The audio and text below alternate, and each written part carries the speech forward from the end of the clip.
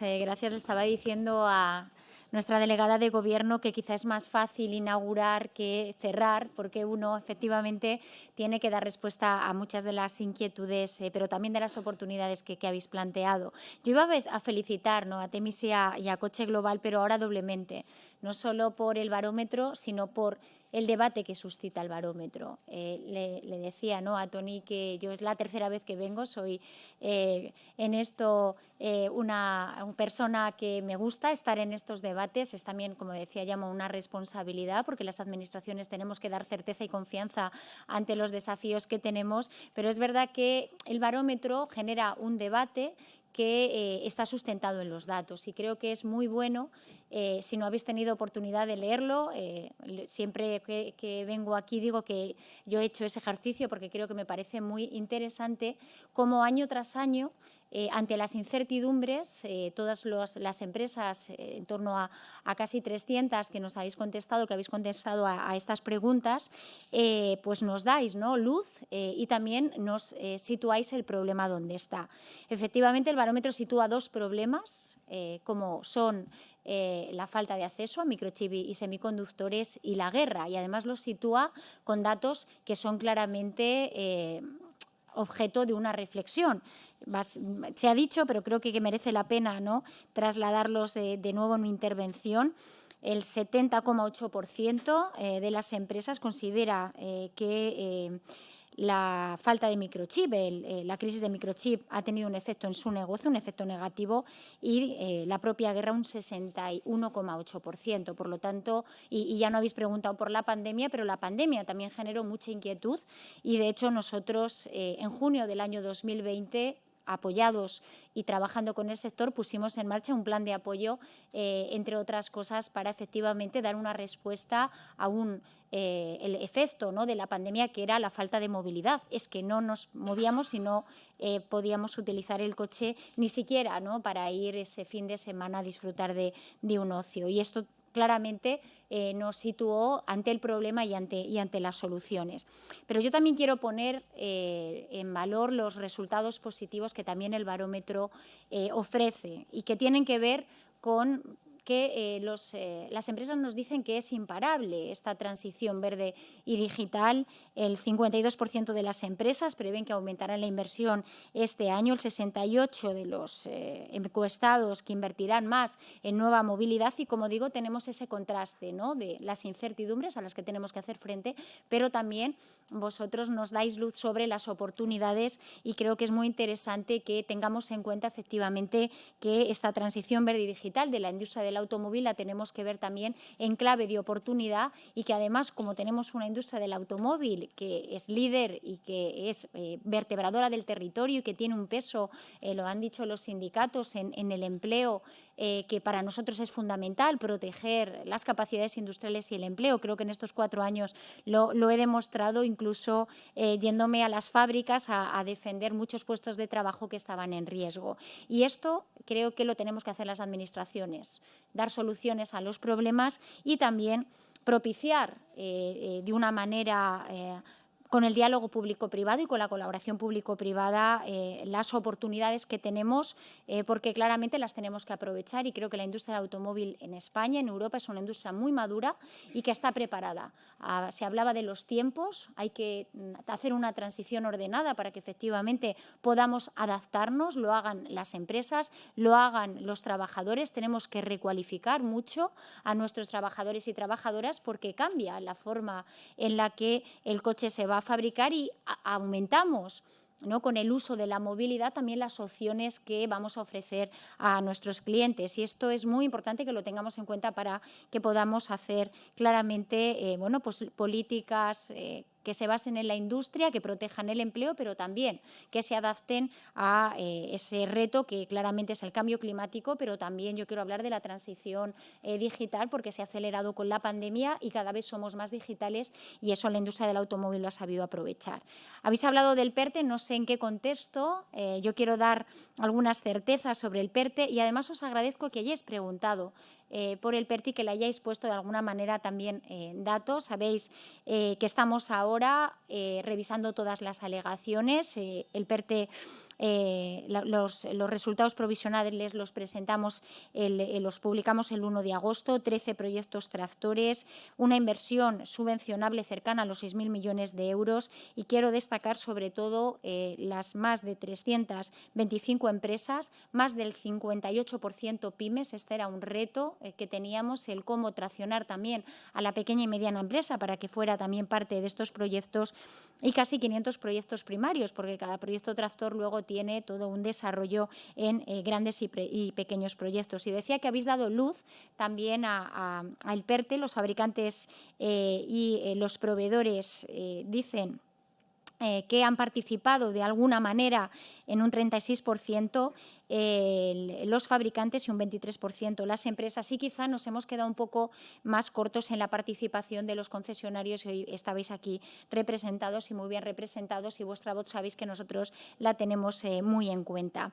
Decía que es importante, ¿no?, dar certidumbres ante los desafíos que tenemos.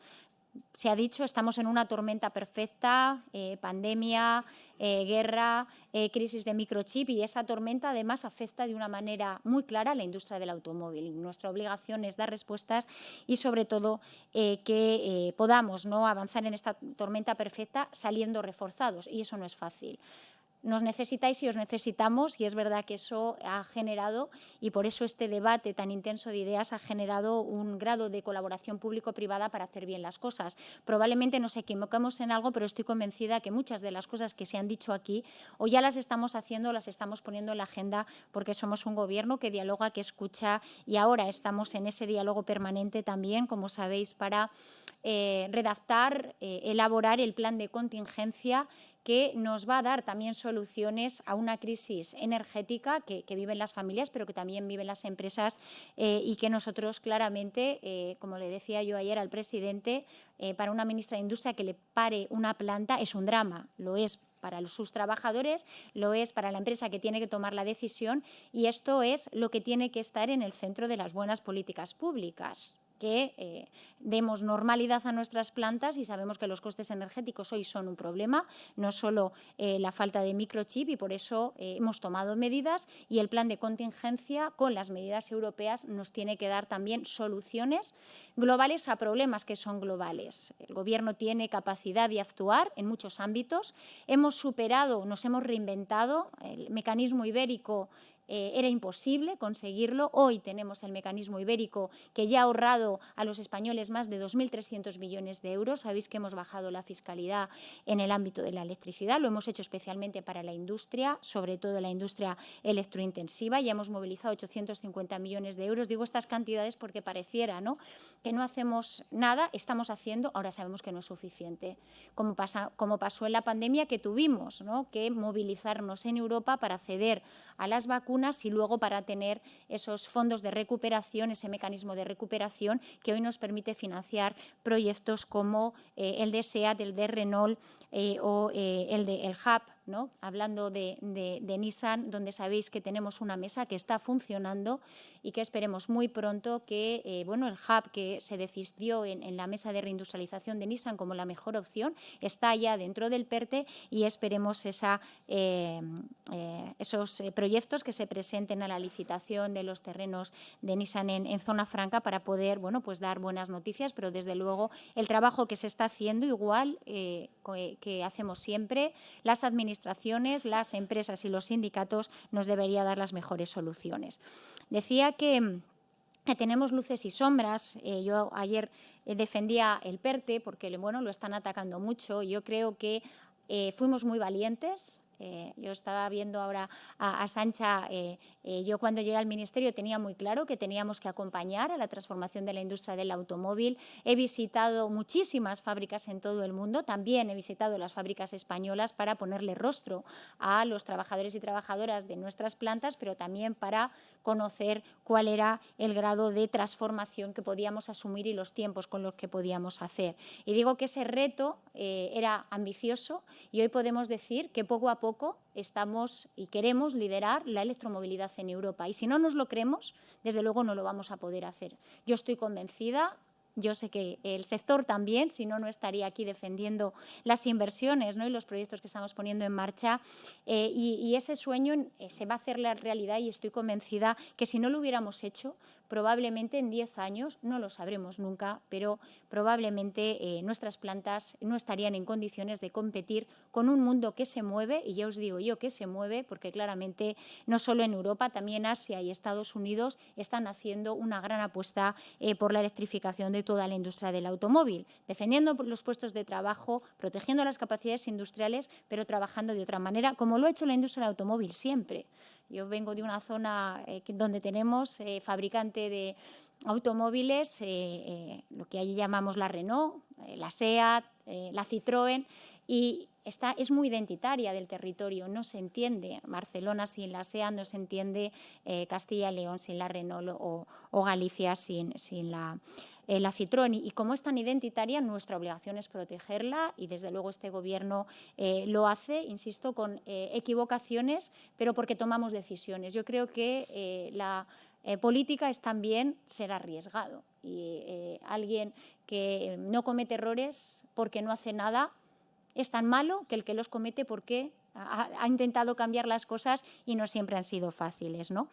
Y decía que tenemos algunas certidumbres, pero también algunos elementos que tenemos que mejorar. Ayer ANFAC publicaba los puntos de recarga, un gran déficit, seguimos con ese déficit, así que animamos no solo a las administraciones, el ayuntamiento que está poniendo las bases, sino que ahí tenemos que dar un salto cualitativo porque es un elemento de confianza que necesitan los consumidores para comprar coches electrificados.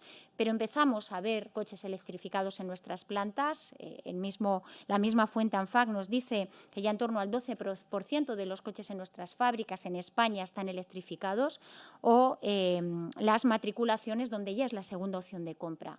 Y esto no pasaba hace 4 años. De hecho, si veis los datos de ANFAC, pone un gráfico que está muy bien de cómo estábamos en el año 19 y cómo estamos ahora. Y claramente algo hemos hecho. Lo ha hecho el sector, que ha sabido adaptarse, y lo ha hecho las administraciones, que hemos dado la confianza para poder generar estos cambios, como digo, en los datos, que no son los que deseamos, porque necesitamos ir más rápido, pero que yo creo que estamos sentando las bases de donde queremos ir.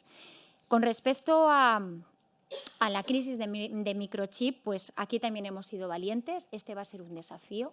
Lo ha sido Europa con la Ley Europea de Chip. Y lo ha sido España poniendo en el centro también el PERTE Chip como gran política, también proyecto país, para movilizar inversiones y que podamos tener esas fábricas, si es posible en España. Ese es nuestro reto, pero desde luego nosotros aquí no vamos a competir con Europa porque estamos compitiendo con otras partes del mundo que nos hacen vulnerables. Por lo tanto, aquí España va a sumar, vamos a tratar claramente de que se desarrolle ese ecosistema en España. Hemos puesto los medios, hemos creado de hecho un comisionado para que articule un proyecto que entendemos va a ser muy ambicioso. Vamos a poner 12.000 millones de euros, de hecho un poquito más, y ya estamos empezando a poner las bases de lo que espero pues sea también hoy un sueño, difícil sí, pero España tiene que estar ahí. Es muy vulnerable la industria española y europea, lo estamos viendo.